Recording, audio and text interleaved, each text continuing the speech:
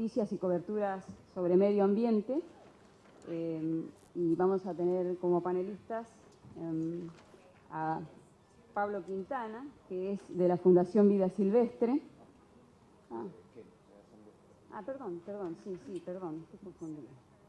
Del Movimiento No a la Mina, de Esquel, exactamente, perdón. Y Diego Moreno, de la Fundación Vida Silvestre, que está allá al extremo final, y a dos voceros, integrantes también de la Asamblea de Gualeguaychú, que son Daniel Pérez Molenberg y nuestro colega y socio de FOPEA, Fabián Mañota. Bueno, vamos a escuchar a los panelistas y después tienen un tiempo de 12 minutos. En el caso de Pérez Molenberg y de Fabián Mañota lo van a compartir y después vamos a intercambiar algunas preguntas. Pablo, o no sé si querés empezar vos, Diego. Bueno.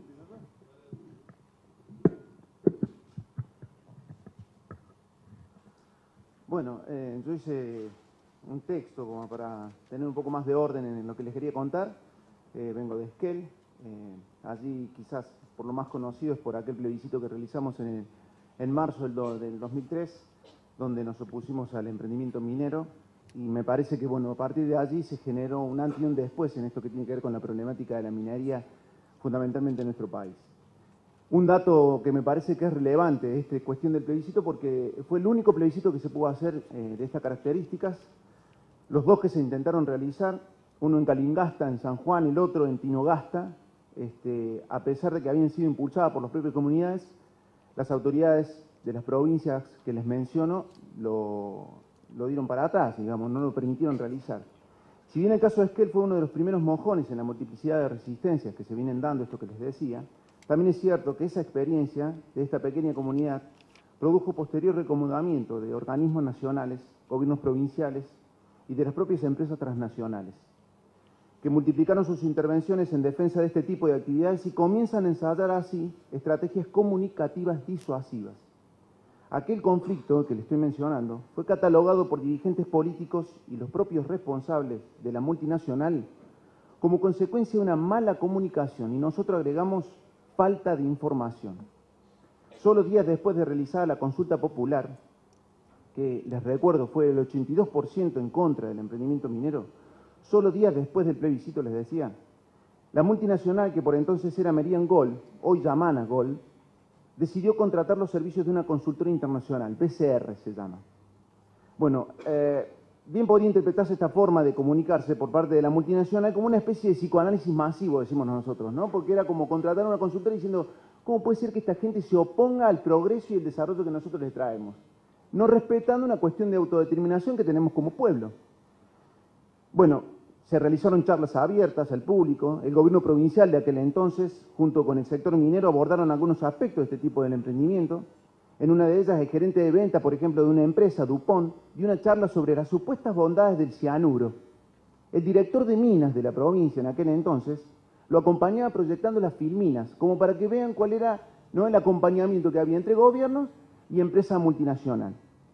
Bueno, como si esta cuestión de lo que tiene que ver con la falta y esta estrategia comunicacional fuera el único motivo que en definitiva derivó en el rechazo que el 81% de nuestra población, una población que ronda alrededor de 30.000 habitantes, determinó diciendo que no a este mega emprendimiento que querían realizar a tan solo 6 kilómetros del centro de nuestra ciudad. El detalle es que la información y la comunicación corrieron por cuenta de los propios pobladores, de los vecinos que ganaron cada uno de los rincones de la ciudad.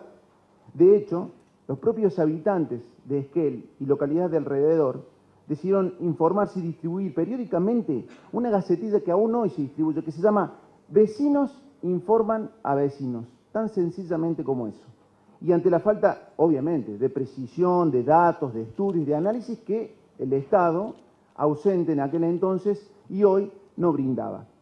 Bueno, se distribuyen volantes, se distribuyen afiches, cartillas. Se vivió así un aprendizaje autogestionado, un proceso de comunicación e información dentro de la comunidad, en lenguaje simple y accesible que permitió tomar posición sobre el tema y desarrollar una activa acción de participación y rechazo de la actividad minera. Rechazo que, quiero aclararlo, aún hoy persiste. El único discurso que que provenía del gobierno y la empresa minera era la gran cantidad de puestos de trabajo y el importante desarrollo económico que iban a dejar en la región. Recuerden ustedes, hablamos del año 2002, a meses de un país que se caía a pedazos después de aquel diciembre del 2001. El titular del diario Chubut, para el que yo trabajaba en aquel entonces, colocaba un título catástrofe en su tapa diciendo: encuentran oro en el cordón Esquel, se generarán 400 puestos de trabajo. ¿Qué quiero decir con esto? Que el proyecto sobre el cordón Esquel era presentado como la panacea ante los altos niveles de desocupación que también se registraban en nuestra zona. Si bien es cierto que en un comienzo hubo una diversidad de criterios por parte de la prensa, los medios de comunicación, salvo contadísimas excepciones, tenían un discurso único frente a esta problemática, con pautas, obviamente, de la propia multinacional en varios medios de comunicación. En el caso del diario Chubut, hay que remitirse a los archivos, con quien en lo personal disentía en su editorial que me terminó echando en noviembre del 2003. Claro, eran tiempos en que la información pretendía ser revista por la empresa apelando a artilugios de comunicación. En septiembre del 2003, con el objeto de revertir la campaña negativa que había ganado las calles de la ciudad, la empresa minera decidió, entre otras cosas, contratar 2 consultoras, Braga Menéndez y Asociados y la ya mencionada BCR, con quienes organizó diversas reuniones. Año y medio después, marzo del 2005, con quienes organizó diversas reuniones, la Asamblea de Vecinos de Esquel dio a conocer un audio con distintos pasajes de la grabación que se obtuvo de una de esas reuniones.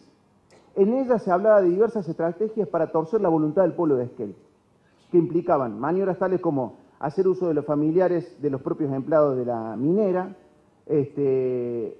infiltrarse en las juntas vecinales, en los centros deportivos, en las mismas escuelas, apelar a ONGs ambientalistas. Esta es la forma de interpretar la comunicación en materia de difusión, que seguramente tienen estas multinacionales que están asociadas precisamente con los estados. Un capítulo aparte, quizás merezca el desenlace que tuvo haber difundido esos audios con estas tácticas.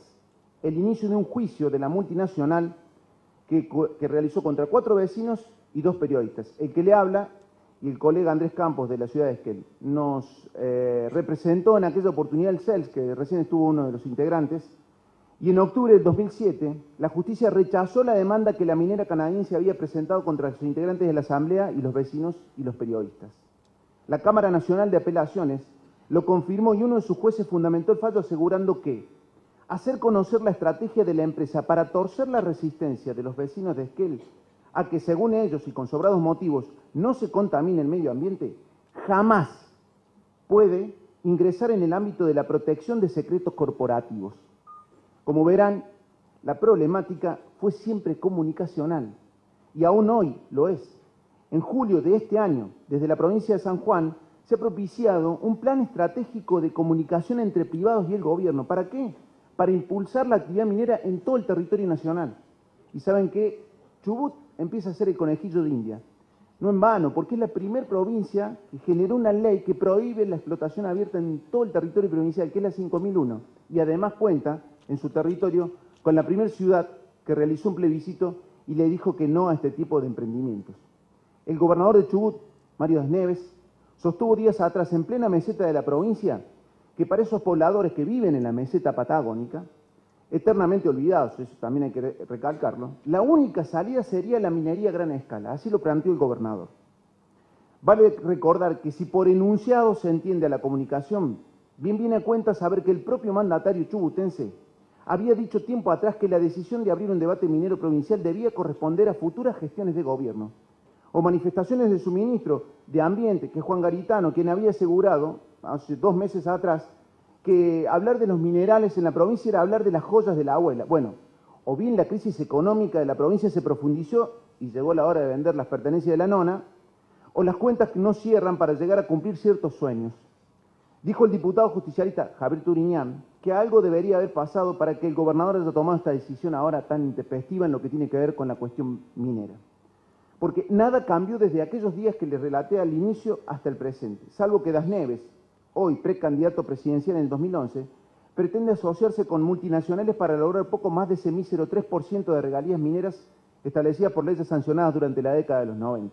Modelo que, por cierto, es adoptado de lo que el expresidente Néstor Kirchner ya hizo cuando gobernaba los destinos de Santa Cruz. Ergo, el gobernador chubutense imita las acciones políticas de quien hoy dice diferenciarse y utiliza las mismas herramientas que heredamos de la década del 90, de la mano de Carlos Menem. Pero es más, evaluemos en todo caso los números presupuestarios de la provincia de Santa Cruz. O evaluemos los números presupuestarios de la provincia de Catamarca, como para ver, digo, y dos paradigmas de lo que tiene que ver con provincias que tienen y desarrollan actividades mineras. Pero volvamos a los anuncios y la comunicación. Les decía que ahora los grandes enunciados mineros, esto es trabajo y desarrollo económico, son lanzados en la meseta chubutense. Por ejemplo, en una pequeña población de esa localidad que se llama Paso de Indios, que cuenta con poco más de 1000 habitantes, en medio de una zona inhóspita que está ahí en el corazón geográfico de Chubut, la empresa minera Patagonian Gold pretende desarrollar una actividad de prospección en el denominado proyecto Laguna del Mate. Como verán, las intenciones de lograr una buena comunicación e información esta vez fueron el eje del gobierno chubutense. ¿Por qué? La gestión de Anevista organizó la modalidad de la consulta pública, que está inclusive reglamentada por decreto en la provincia. Cada gran emprendimiento que se debe realizar de estas características se debe convocar a una audiencia pública. Bueno, un pequeño detalle. Allí, en este pueblo que les menciono, en el medio de la provincia, se convocó a esta audiencia pública a través de Internet, tal cual como lo están escuchando, a través de Internet. Algo absurdo, dijo un poblador de esa localidad. Si se tiene en cuenta que Paso Indio, la cumbre tecnológica en materia de comunicaciones, son los mensajes al poblador que se van en Radio Nacional. Es decir, el problema sigue siendo comunicacional. Será por eso que a Pasos de Indio concurrieron vecinos de Trelew, de Puerto Madryn, de Esquel, convocados por los propios vecinos de esa localidad para dar una charla. Bueno, concurrimos ahí al lugar para charlar con los vecinos sobre esta problemática y para llevar información que nosotros hemos ido compartiendo a través de la participación de distintas organizaciones, de profesionales, en la cual nos hemos ido desnudando de esta cuestión que tiene que ver con la minería. Bueno, a ese acto comunicacional y sedicioso pareciera ser el gobierno, envió refuerzos de la policía, gente de gendarmería, de defensa civil. En esta desopilante historia de comunicación y falta de información, uno de los últimos capítulos lo protagonizó la legislatura provincial. Tras anunciar a través de algunos medios de prensa la apertura de una ronda de diálogo con la intención de instalar el debate minero en medio de la sociedad, diputados prometen reunirse con integrantes del Foro Social y Ambiental de Comodoro Rivadavia. El encuentro es anunciado como el comienzo de una serie de charlas que los legisladores protagonizarían con las organizaciones sociales y la Cámara de Empresarios Mineros. Desde la Asamblea de Vecinos Autoconvocados de Esquel se rechazó la convocatoria, sosteniendo que lo único que se buscaba era avalar con la presencia de los sectores sociales una decisión política que ya está tomada de antemano. Recuerden ustedes lo que le decía las declaraciones del gobernador en plena meseta, más precisamente en Gangán, que es la localidad en donde realizó las declaraciones, que dijo que la única salida de los pobladores era la minería a gran escala.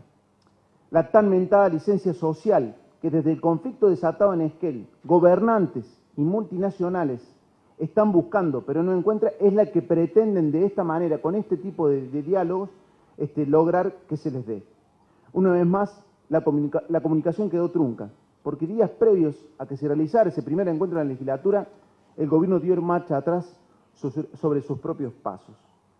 Sabiendo que Chubut, como otros puntos del país, puede ser visto como un antes y un después de esta avanzada minera, es hora de que nos preguntemos quiénes son los que no quieren compartir toda la información en torno a una problemática que nos involucra, pero que mucho más le concierne a las futuras generaciones, es decir, a nuestros propios hijos. Gracias.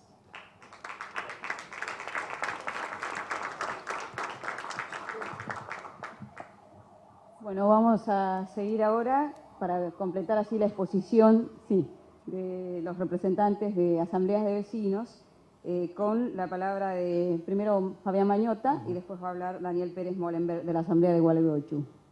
Bueno, yo soy Fabián Mañota, soy director de Radio Máxima de Gualeguaychú y corresponsal de Agencia DIN en Entre Ríos. Y no soy asambleísta, sino periodista que fue creciendo en tema ambiental por ahí con el desarrollo de la Asamblea Ciudadana Ambiental de Gualeguaychú. Daniel Pérez Molenberg sí es asambleísta. Y la Asamblea, al enterarse que yo estaba en FOPEA, y que seguí siempre el tema, me designó para que lo acompañara a Daniel Pérez Molenberg, que es un caso muy interesante de Daniel Pérez Molenberg. Que se lo cuente, él después fue a vivir a una ciudad donde todo era verde y naturaleza y se encuentra con Bonnia, digamos, y se transforma su vida y se pone a luchar para defender el medio ambiente que él había elegido para vivir. Bueno, algunas conclusiones muy breves a las que he llegado es que cuando uno empieza, Gualeguaychú tira de la piola, digamos, y aparece Bonia, empieza a ver que detrás de esa pastera había mucho más que una planta contaminante, sino ya todo un proyecto de desarrollo de países industrializados que han elegido esta zona para trabajar con industrias sucias. Ellos se llevan el oro, como quien dice, o las riquezas, y nos dejan la contaminación. Y el esquema es el mismo. Si uno hace un vuelo, digamos, que se encuentra soja, eucaliptos relacionados con pastera, es decir, es lo mismo Monsanto, Bonia o las mineras que estaba nombrando el amigo sureño. Y desde el punto de vista de los medios, descubre desde el pueblo más chico hasta la ciudad más grande que la contaminación tiene poca prensa o no tiene prensa o tiene escasa repercusión los hechos de contaminación, y sí en cambio tienen presa las empresas contaminantes. Más todavía, hay toneladas de contaminación que vuelca al río Bonia, y hay toneladas de desinformación a través de armados de las consultoras privadas con los medios periodísticos clave de cada país. Y los triunfos de los pueblos, o ni siquiera las luchas, llegan a ser tapa de los medios. Desde el punto de vista de lo que son los medios y el periodismo y la comunicación, hemos descubierto por allí 4 categorías de desinformación que se ven en el caso Bonia, por ejemplo, ¿no? Trabajan primero con verdades, porque para saber mentir, alguna verdad tiene que decir, no puede ser todo mentira. Y por ejemplo, que dicen, Bonia exportó 1 millón de toneladas, un titulazo. ¿Cuál es el mensaje? Está trabajando muy bien, más allá de las luchas de Gualeguaychú, está produciendo a full. Y después, otro título donde mezclan verdad media o verdad mentira, como dice Joaquín Sabina, una media verdad y media mentira. Bonia exportó 1 millón de toneladas y no contamina. Toman ahí lo que es una mentira, porque Bonia sí contamina, como contaminan todas las pasteras en mayor o menor medida, y mucho más este tipo de pasteras. Un científico italiano que nos visitó hace poco decía que Italia no hubiera aceptado esa pastera allí, ni por el tamaño, no hay pasteras tan grandes, no se aceptan pasteras tan grandes a esta altura en Italia, ni por el lugar donde es un río con características especiales y demás. Y después lo que tenemos a diario, mucho más de lo que todos creen, son las omisiones.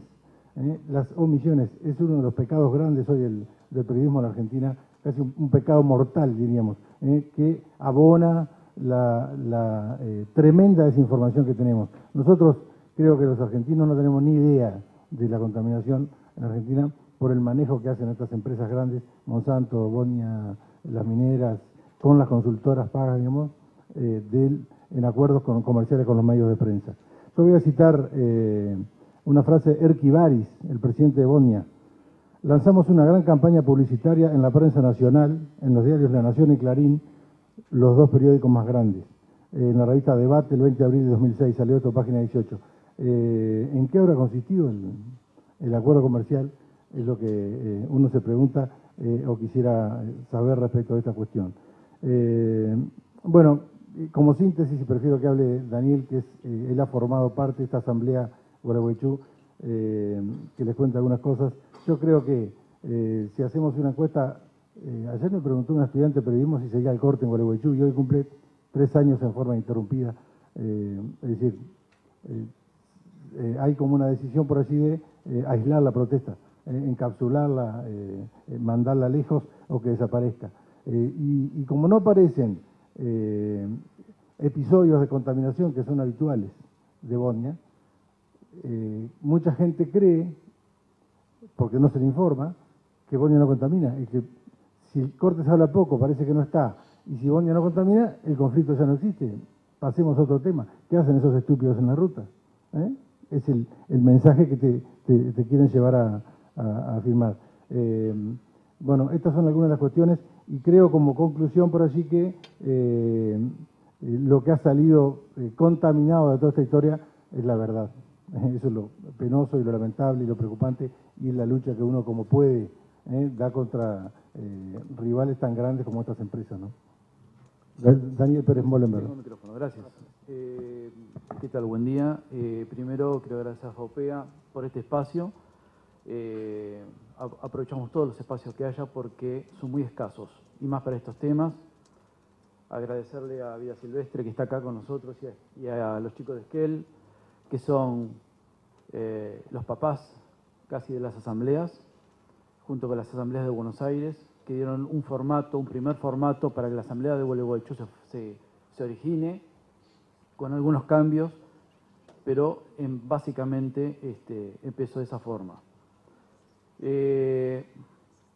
Sí, es un tema difícil el tema de la contaminación, y esta es una mesa que es correlativa a la anterior, ¿de acuerdo? Esta es una lisa y llana violación a los derechos humanos. Una violación a los derechos humanos más. Y normalmente no se nos incluye en esa situación. Y tenemos que empezar a aprender a incluirla, porque este desastre y esta depredación de la República Argentina, y digo más, regional, Chile, Uruguay, Brasil, los países subdesarrollados, donde estamos propensos a dejar de hacer y a no utilizar una palabra que la deberíamos utilizar más desde los medios inclusive de comunicación, y la escucho muy poco, que es la palabra prevención.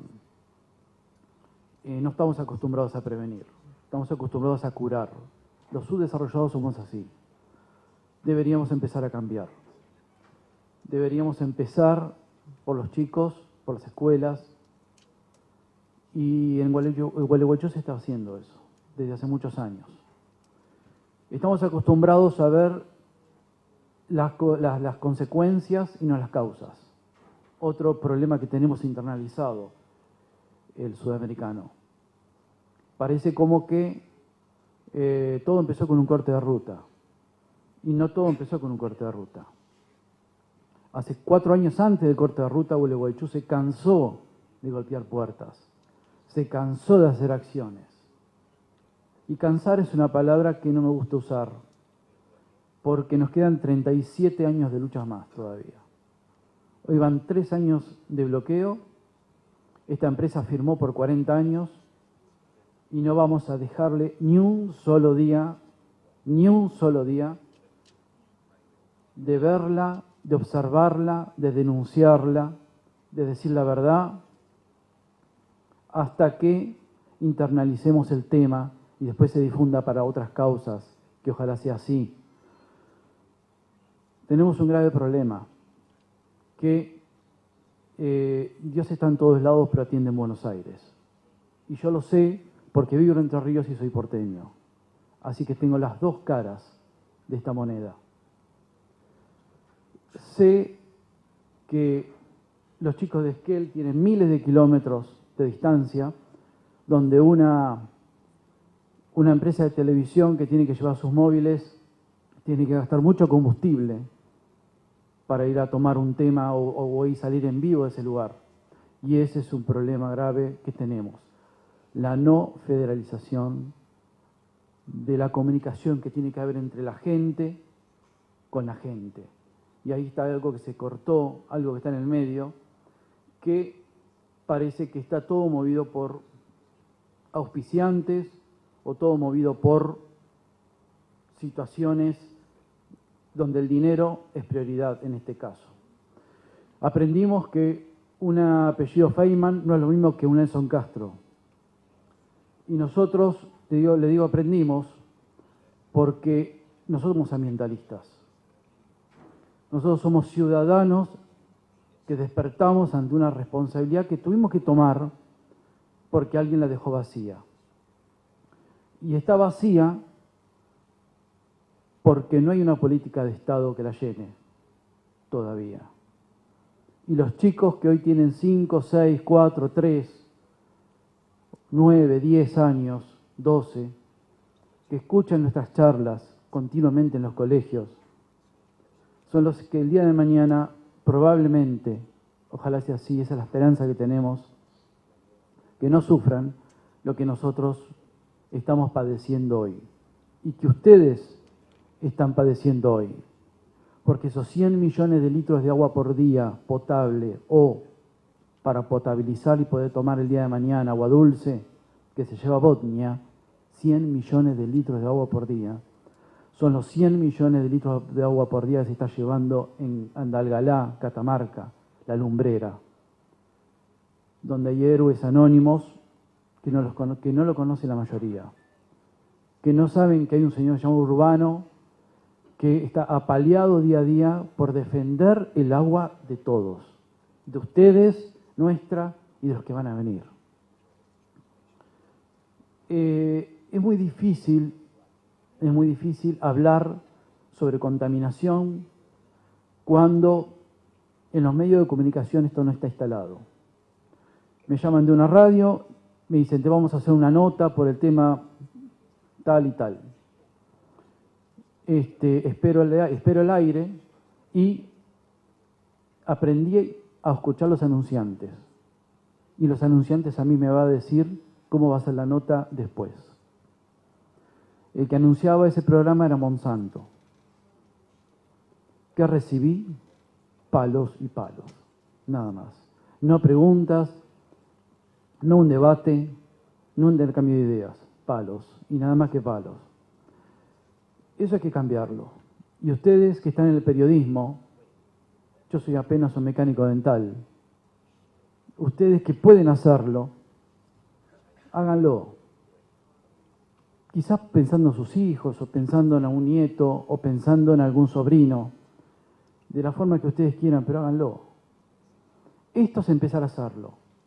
FOPEA empezó a hacerlo.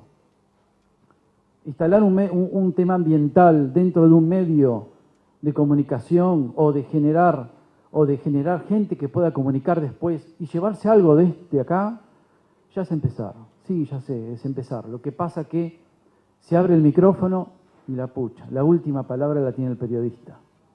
Y yo puedo decir lo que sea o puedo decir mis verdades, pero la última palabra la tiene el periodista.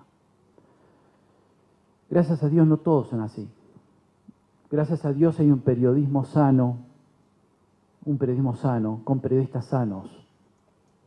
Gracias a Dios que hay un periodismo que escucha, que deja hablar y habla, pero que deja hablar. Gracias a Dios que todavía nos quedan fuerzas para seguir y nos van a quedar fuerzas para seguir. Y si no, seguirá mi hijo que tiene 12 años y que conoce una ruta, pero no porque esa sea la causa de lo que él va a hacer. La causa no es la ruta. La causa, esa es la consecuencia. La causa es estas cosas que se nos imponen para modificarnos nuestras vidas, nuestros destinos. ¿Por qué vamos a trasladar a Gualeguaychú? No tiene sentido. Si usamos el sentido común, es mucho más fácil, como hacen en Canadá, por ejemplo. Ponen una pastera y al lado arman el pueblo. Y los que van a vivir al pueblo saben que hay una pastera y saben a qué se atienen. Jamás van a poner una pastera a un pueblo que ya está. Porque no le van a dar licencia social. Y el concepto de licencia social que Gualeguaychú pregona, que lleva adelante, que implora que se difunda, es nada más y nada menos el derecho que tiene una persona a decir cómo quiere vivir y que no se lo impongan. El derecho a la vida está por sobre cualquier derecho. Por eso somos parte de los derechos humanos que se están violando sistemáticamente, aparte de la depredación económica que está sufriendo este país. Este país no tiene futuro. Este país no tiene futuro. Por más que me digan que van a hacer hospitales nuevos, ¿para qué quiero hospitales si hay una ley que avala este tipo de emprendimientos? No quiero hospitales. No tengo que necesitar de hospitales porque eso es no prevenir, eso es tratar de curar continuamente. Dejemos de ser mediocres y Gualeguaychú va a seguir en la lucha. se entiendan muchas cosas o no se entiendan, porque a veces don Pedro, doña Rosa, que son los que levantan la mano, porque no hay dirigentes, no hay para nada dirigentes horizontal absolutamente y sigue siéndolo, por eso sobrevive, va a seguir la lucha por todo el país, por todos ustedes y por todos nosotros y por los que van a venir. Gracias.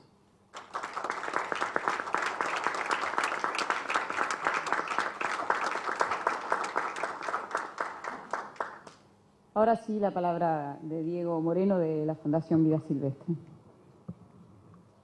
Bueno, ¿qué tal? Buenos días a todos. Bueno, yo voy a pasar, voy a arreglar un poquito para este lado. Voy a pasar una pequeña presentación. Mi nombre es Diego Moreno, yo soy biólogo, soy director general de la Fundación Vida Silvestre, Argentina. Y la Fundación Vida Silvestre es una organización no gubernamental que existe en la Argentina, fue fundada acá en la Argentina y trabaja, digamos, a nivel nacional desde el año 77, y nuestra misión es proponer soluciones para promover la conservación de la naturaleza, el uso sustentable de los recursos naturales y una conducta responsable del hombre.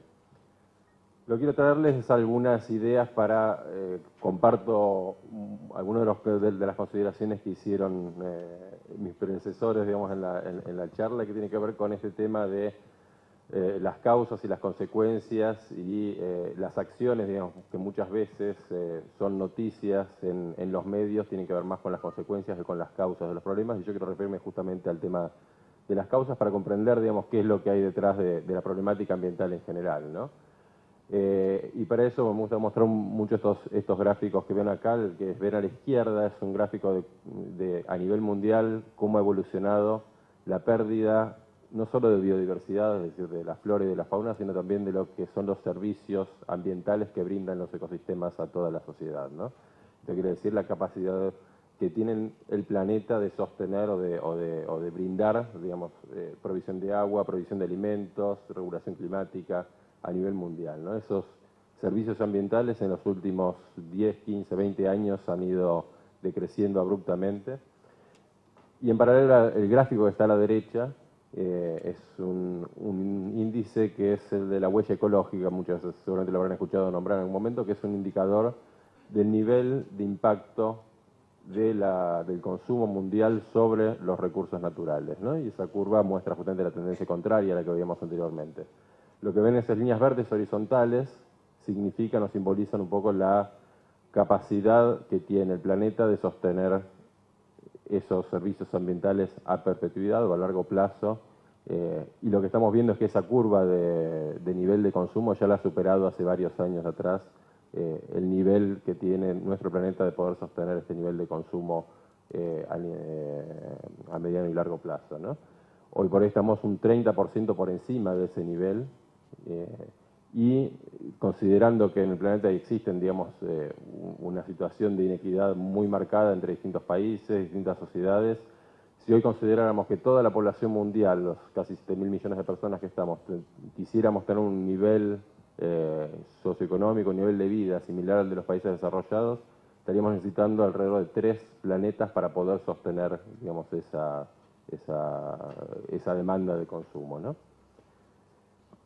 El mapa que se ve ahí abajo muestra en color rojo un poco los países que son principalmente consumidores, digamos, que tienen mayor nivel de consumo y que hoy por hoy están no solo consumiendo todo lo que están produciendo en su propio territorio, sino que también su nivel de consumo excede, digamos, la capacidad que tiene su propio territorio de proveer esos servicios.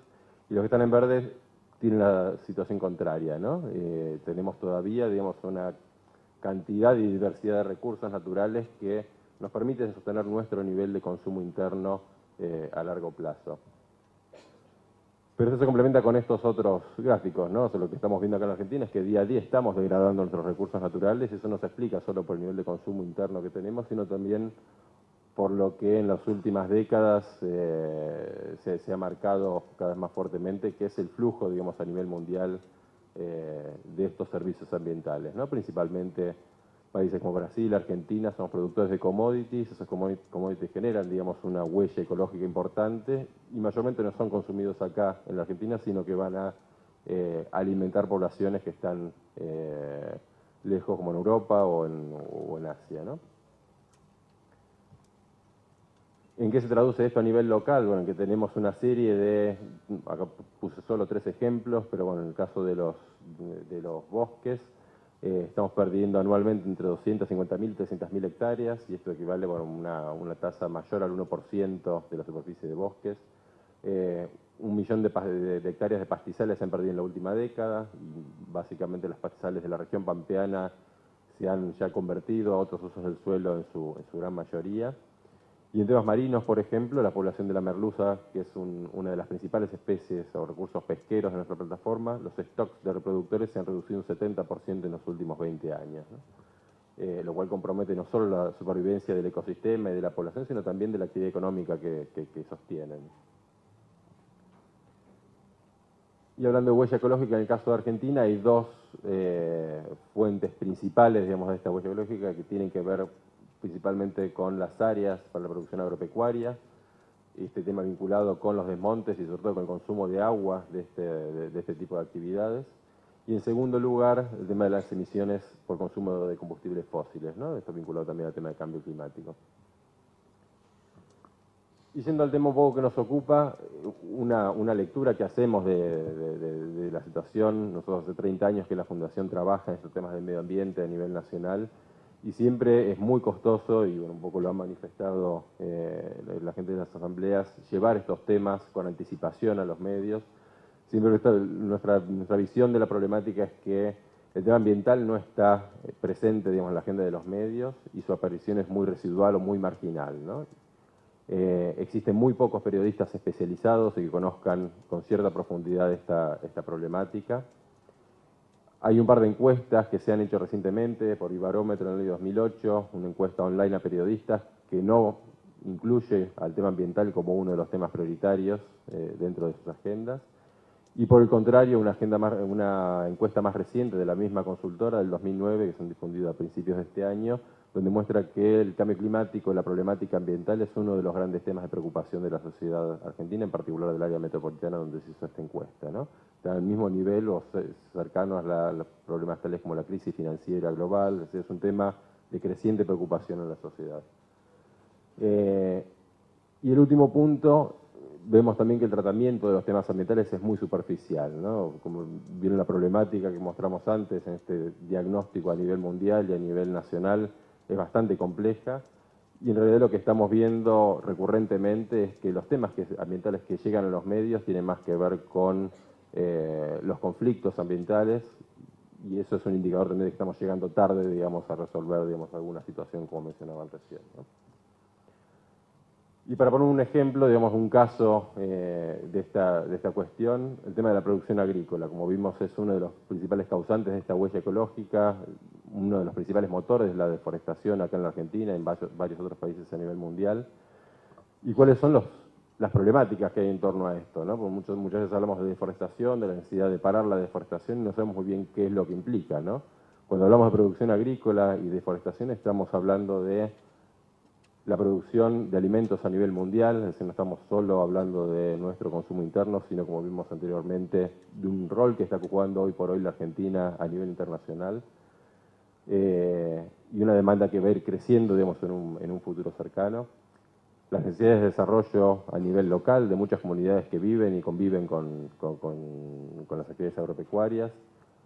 En los últimos años ha surgido el tema de los biocombustibles como una nueva alternativa, justificada en parte por el tema del combate contra el cambio climático, pero también como un mercado nuevo para desarrollar en torno a los agronegocios, y que tiene, digamos, su complejidad, porque en realidad si estamos requiriendo, digamos, una mayor demanda de cultivos para el consumo de energía, estamos compitiendo con fuentes de proteínas para alimentación humana, estamos compitiendo por tierras, digamos, disponibles para conservar los servicios ambientales o para la producción de estos bienes. Hay un tema de cambio climático asociado con los desmontes y con el avance de la frontera agrícola, vinculado a la deforestación, que es el siguiente punto, la intensificación de las prácticas agrícolas, la siembra directa, que es un tema que se ha instalado, digamos, como tecnología preponderante acá en la Argentina, que tiene una serie de beneficios si uno lo mira solo desde la óptica del cambio climático, pero una serie de enormes problemas si lo mira desde otros lados, vinculados al tema de transgénicos, al tema de contaminación. Y en el fondo todo esto, digamos, define lo que necesitamos, digamos, discutir es el modelo de desarrollo que hay detrás de todas estas cuestiones, ¿no? Es decir, hasta qué punto vamos a hacer preponderar la problemática ambiental sobre otras cuestiones, cómo nos insertamos en este mundo que tiene esta dinámica tan particular y de qué manera podemos compatibilizar, digamos, el desarrollo con la conservación de los bienes y servicios de los ambientes, ¿no? Y para traer, siguiendo con ese caso, sabiendo esa complejidad que tiene la problemática de la producción agropecuaria y el medio ambiente, un tema que probablemente lo tengan algunos presentes, el tema que surgió a principios de este año sobre un estudio sobre la contaminación en base al glifosato, que de nuevo es un tema muy puntual, digamos, dentro de ese marco general, y los debates que surgieron en torno a esa temática fueron también puntuales, ¿no? Había una cuestión vinculada a la toxicidad o no del glifosato, si era válido o no el estudio científico que el CONICET había difundido en torno a ese tema. Se hablaba de una maniobra política del gobierno detrás de esta información que estaba circulando, y en realidad prácticamente no hemos conversado o escuchado, digamos, en el debate algunos temas como estos que aparecen en esta columna de la derecha, ¿no? Es decir, bueno, ¿qué es lo que implica? ¿Por qué estamos usando glifosato en prácticamente el 90% de la superficie agrícola de nuestro país? ¿Qué pasa si dejamos de usarlo? Si deberíamos intensificar los cultivos para producir más por unidad de superficie, o deberíamos producir menos por cada hectárea y expandir más la frontera agrícola. ¿Qué pasa con los suelos en torno a la tecnología que estamos aplicando? ¿Qué sucede con el cambio climático en torno a toda esta problemática? Son debates que no estuvieron para nada presentes y solo tocamos, digamos, parcialmente esta cuestión, ¿no? Bueno. Entonces, un poco para ir cerrando, creemos que es necesario empezar a repensar un poquito este vínculo de medios con la cuestión de los medios y el periodismo con la cuestión ambiental. Creo que el rol que tenemos nosotros como sociedad civil y el periodismo y los medios en general con respecto a este tema es generar conciencia en la sociedad sobre la problemática en general, ampliar la mirada para pasar de esta situación de abordar solo los conflictos e ir hacia una visión más de anticipación sobre esta problemática, llegar a los conflictos con anticipación y poder entender, digamos, la problemática para plantear soluciones realmente que sean válidas y viables. Y básicamente empezar a impulsar un debate más profundo del que hoy por hoy estamos teniendo en torno a los temas ambientales entre actores claves y en la sociedad en general, ¿no? Sí, bueno, muchas gracias y agradecemos de nuevo la posibilidad.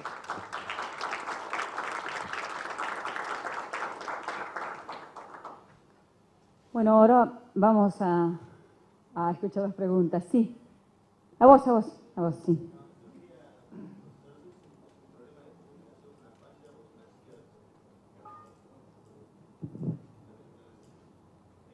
¿Un problema de comunicación como falla o es un acierto tanto desde el punto de vista de las minas como de Bodnia? Yo me pregunto como periodista, ¿toda la actividad minera es nociva y la única papelera que contamina es Bodnia? Lo pregunto casi ingenuamente.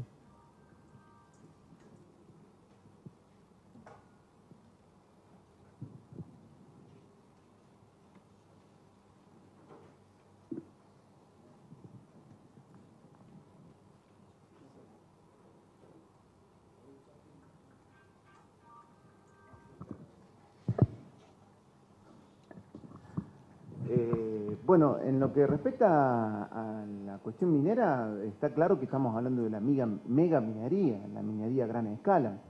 Y está bien, yo vengo de una comunidad donde este tema se discutió y se habló ampliamente, digamos. Habría una infinidad de argumentos para dar cuenta del gran nivel de contaminación que genera este tipo de explotaciones. Desde lo que tiene que ver con los drenajes ácidos, de la utilización de cianuro, porque la explotación hoy de la cuestión minera es un mineral que está diseminado, no es como era muchísimos años atrás, que se sacaban los bloques, las rocas completas, o de oro, o el mineral que se buscara. Hoy no, está diseminado en la montaña, entonces hace falta toda una explotación, que es justamente lo que se hace, es la lixiviación con cianuro y todo ese proceso. Bueno, es algo que nosotros en la comunidad de Esquel, por eso hablaba de esta cuestión del intercambio de información que hemos realizado con los vecinos para interiorizarnos de esta cuestión.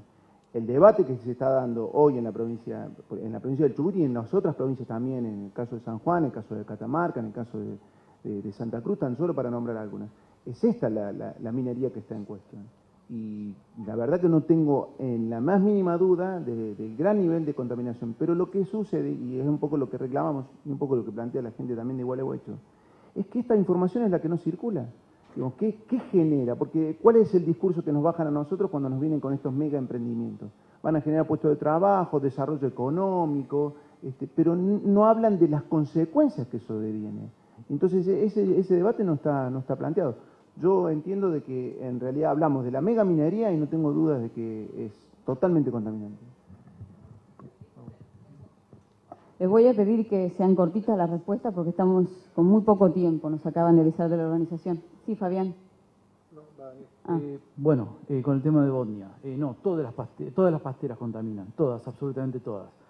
Lo que nosotros pretendemos como asamblea horizontal y en este caso es la lucha contra Bodnia, es nuestro problema de nuestra región ahora, ¿de acuerdo? No somos ambientalistas, te lo voy a repetir. Lo que nosotros creemos es que si nosotros nos dispersamos, abrimos el abanico, porque sabemos que todo contamina, pero si abrimos nuestro esfuerzo a todas las pasteras, no vamos a lograr nada. Nosotros creemos que si agarramos a una persona al cuello, no se nos va a mover y lo podemos llegar a asfixiar. Si agarramos a 5 juntas, algunos se nos va a escapar, o la mayoría se nos va a escapar, o no vamos a poder agarrar a ninguno. Nosotros creemos que el esfuerzo puesto de Gualeguaychú para que Bodnia realmente se reconozca como empresa contaminante, que ahí no puede estar cercana a tanta población, es el ejemplo que Gualeguaychú quiere dar para que otras poblaciones también se levanten, empiecen a luchar por sus derechos, se movilicen y empiece un cambio desde la gente, porque desde arriba parece que no va a venir nunca. Bueno. Un comentario cortito, un poco nuestra visión es, en realidad todas las actividades que hacemos, como decía bien recién, contaminan, digamos. El tema es dónde ponemos el límite y en qué circunstancias son aceptables y en qué circunstancias no. Básicamente creo que nosotros creemos que si hay una comunidad que convive o va a ser la beneficiaria o perjudicada por el determinado desarrollo, no puede nunca desarrollarse eso sin una consulta previa y sin el acuerdo, digamos, de esa sociedad, ¿no? Existen formas, existe tecnología para que tanto emprendimientos mineros como papeleras, digamos, funcionen reduciendo los riesgos y reduciendo, digamos, las posibilidades de contaminación. El tema es si eso se está aplicando acá en la Argentina o no y si los sitios donde se están desarrollando estas actividades son factibles o no para que estas actividades ocurran, ¿no? Sí, brevemente, Europa está utilizando la mejor tecnología que las nuestras y lo que decíamos, no dejan pasteras tan grandes. Y Bodnia es 10 pasteras argentinas, por lo menos, ¿no? En producción. Sí. El papel es necesario, hay que ver dónde se ubican, con qué tecnología, y otra cosa, que él lo sabrá mejor que nosotros, los países desarrollados, cualquier habitante de esos países consume en papel 10 veces más que nosotros. Esas son campañas que también algunos grupos están empezando en soledad en Europa a decir, busquemos la forma de consumir menos papel. Y fíjate, lo de Bodnia se va todo, nada de esa pasta, bueno, creo que es una empresa argentina que le compra pasta celulosa, pero se va toda, termina China, Estados Unidos. Ese es dime para quién trabajas y te diré quién eres, digamos. Sí, un segundo. Está la señorita, está también aquí Helio, Claudio. Sí, vamos a ordenar de esta manera, sí, estoy viendo también allá. Vamos a hacer 3 preguntas, van a responder y después las 2 preguntas que nos están faltando y terminamos porque no tenemos más tiempo. Vos. Tenía una pregunta concreta. Gracias. Yo, por ejemplo, tanto a Diego como a Daniel les quería preguntar. Usted sacó el tema del agua hoy en la conferencia y usted es biólogo. Yo soy de Lobos y de acá, sí, provincia de Buenos Aires. Y se habla mucho del tema de la contaminación de las napas de agua por el arsénico y más que nada se dan así numerosos informes así cada 2 o 3 años de organismos, pero más que nada los informes los promueve el INTI quería saber usted como especialista qué podía comentar al respecto y si tenían contacto desde la parte sí, de como Fundación de Vida Silvestre con Greenpeace y el INTI, o sea, con otros organismos ambientales. Y a Daniel, o sea, la misma pregunta en una. Quería preguntarle su experiencia en base al tema del agua que sacó usted hoy. O sea, si también, por ejemplo, se habla del arsénico y de otros contaminantes, no solo así en relación a las pasteras, sino propiamente en las napas de agua. Vamos a proceder de esta manera. Va a preguntar también Elio y Claudio y después van a responder a las 3 consultas. Y les pido por favor que tanto las preguntas como las respuestas sean breves. Muy cortito. Si bien todos hablaron sobre las dificultades que tienen con respecto a los medios nacionales, sí ustedes, yo sé que algo lo han hecho, pero creo que también pueden hacerse, si se quiere, una autocrítica o si han pensado en la contrainformación, es decir, desde sus propios lugares, cómo poder hacer para que haya micros informativos, no solamente internet, sino también que se llegue a las radios comunitarias, que se llegue, porque eso al principio se utilizó mucho en Esquel, después sabemos todo, y vos Pablo sos periodista también, cómo eso de pronto desaparece cuando el conflicto, aunque está, y lo de Gualeguaychú también. Pero bueno, es eso, si desde ustedes mismos están pensando también en, con ayuda de compañeros periodistas y todo, de generar información de ustedes, más allá de que pareciera ser que no pasa nada. Claudio, y van las respuestas. Sí, Cortito, por favor. sí, solamente decir que a mí me parece, porque es debate, ¿no? Un poco corto el debate. Me parece que el tema está en la agenda periodística, lo dijo alguno de los compañeros con el tema de los espacios son pequeños y no son muy frecuentes. No podemos dejar de decir acá que no es solo Uruguay, no se dijo eso, no se hizo una cuestión de cargo a Uruguay. La provincia de Misiones en el norte tiene 3 megapasteras, bueno, en realidad una es megapastera. Y quiero subrayar lo que decía Daniel, le cambia la vida a la gente, cambia el destino de la gente irreversiblemente. Al lado mío está Andrés Colmán, que Paraguay nos ha perdonado la vida. Hay gente que duerme en respiradores artificiales en esa zona. Y no es solamente el impacto sobre la gente, sino el impacto sobre el ambiente. Diego lo dijo muy claro. El cambio climático, lo que se produce. Hace poco hubo un tornado de 420 kilómetros por hora, Diego, en San Pedro, Misiones, cosa que nunca se había visto. Hay mucho más, pero quería subrayar esto, ¿no? Porque nosotros a veces no vemos la viga en nuestro ojo, ¿no? Vemos la paja en el ojo ajeno.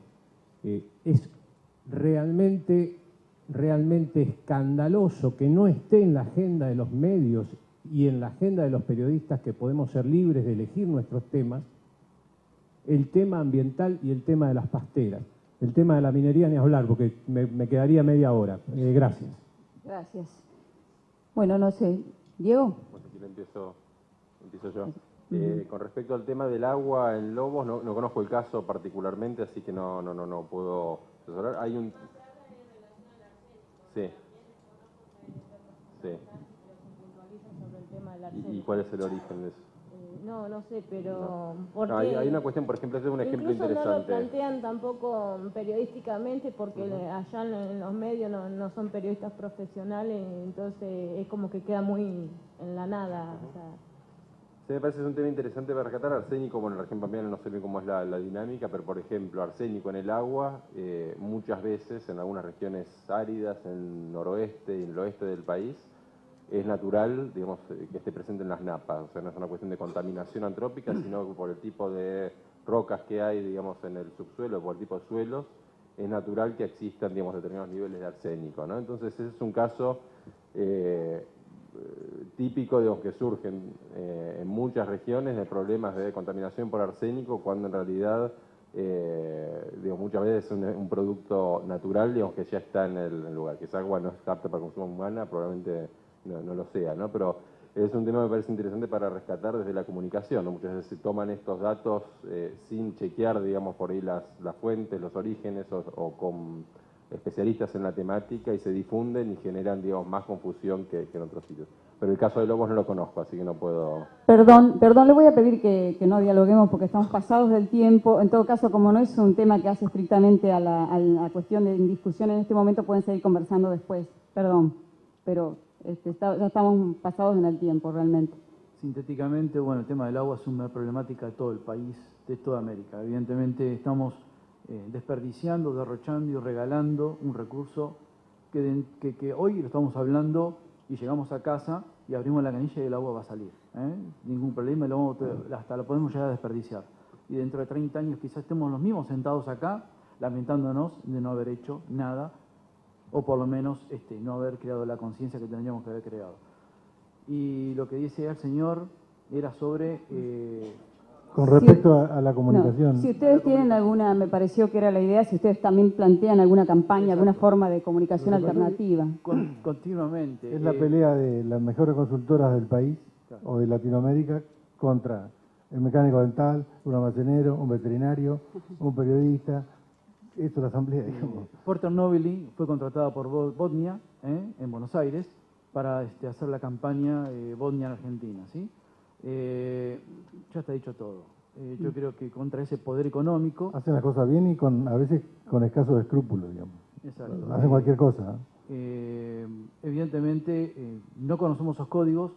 Yo trabajé hasta las 3 de la mañana anoche para hacer las prótesis que tenía que entregar y estar acá.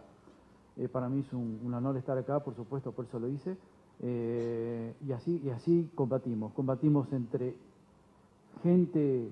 es un monstruo contra alguien que realmente la ciudadanía, pero la ciudadanía está muy unida. La ciudadanía, hay que entender que la ciudadanía cuando se une, cuando se moviliza, cuando se organiza, es invencible. A la larga es invencible. Te aporto un dato. Esto que decías vos y nos señalabas con el tema de Esquel, que es cierto, y que la gente de Gualeguaychú también lo ha hecho, con el tema de la comunicación en forma alternativa y demás, que se sigue haciendo, y de alguna manera se hace. Yo decía el caso de los que tienen que ver con gacetillas, informes que se dan a través de correo electrónico. Es más, se propician por ahí charlas con los propios colegas, a los cuales los invitamos, y empezamos a tratar de que entre los colegas se empiece a circular la información que muchas veces estamos manejando y que no se difunde masivamente. Pero hay también un dato que viene, además de que luchamos contra el gran aparato, también se da un discurso que se suma a la confusión. Por decirte una sola cosa, nos hablan de campañas de medioambientales y te dicen, viste, tiremos la basurita dentro del cesto de basura, cuidemos el agua no regando demasiado el jardín porque se derrocha, pero resulta que nadie me habla del impacto que tiene un emprendimiento como por ejemplo el de Bosnia, de las papeleras con el tema del consumo de agua, ni tampoco las multinacionales mineras. Entonces, con este discurso ambiguo y confuso, lo que hacen es justamente ganar, además de estar con un gran aparato de comunicación. Hoy la información tapa la información. Y estamos viviendo en ese sistema de confusión continua y que confunde cada vez más a la gente. Nos queda una pregunta ahí, el señor, y otra más, un segundito, otra más allá y listo. Y les pido, por favor, las preguntas breves y las respuestas breves. Le pregunto a Daniel.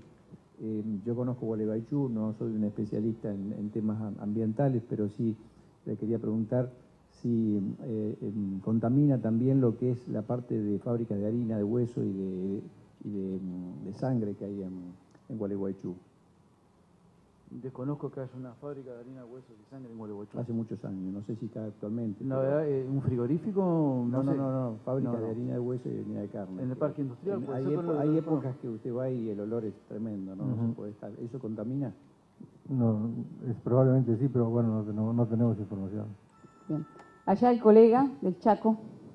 Sí, ¿qué tal? Para el señor Diego Moreno, yo soy de Roque Sáenz Peña, Chaco. Trabajo para el Centro de Estudios e Investigación Social Nelson Mandela y conozco mucho del tema que están hablando. Pero quiero disentir con ustedes en algo, porque obviamente no podemos estar en todo de acuerdo, ¿no? De eso se trata esto. En una de las plaquitas decía que el tema ambiental no está en la agenda de los medios nacionales, claro. Habría que aclarar eso. Nosotros tenemos en nuestra región, diría, muchos diarios de circulación provincial, como Diario Norte, por ejemplo, Primera Línea y otros, más diarios en Internet, varios diarios en Internet, muchos, en los cuales a diario, baja la redundancia, todos los días se tratan estos temas. ¿Cómo no se van a tratar si hace 10 meses que no tenemos agua? Y el señor recién decía, abro la canilla, sale agua. Allá no, allá no sale nada. Ayer yo vine acá con 52 grados de calor. ¿Cómo no vamos a tratar esos temas nosotros? Obviamente, ¿cómo lo va a tratar un medio nacional si Monsanto o Novartis de este bolsillito de acá y le tiran a lo mejor 10 o 20 millones de dólares de acá, de este, por no decir de este otro, ¿no? Simplemente eso quería aportar. Sí, Bueno. Justamente, perdón, adelante. Charlábamos de eso antes de empezar, por ahí no hice la salvedad, pero sí coincido en que los medios locales y provinciales tratan mucho más ampliamente la temática ambiental que los nacionales, mucho más ampliamente. Sí creo igualmente que la profundidad de los temas y el abordaje y la información que manejan debería mejorarse y bastante, ¿no? Pero coincidimos ahí también.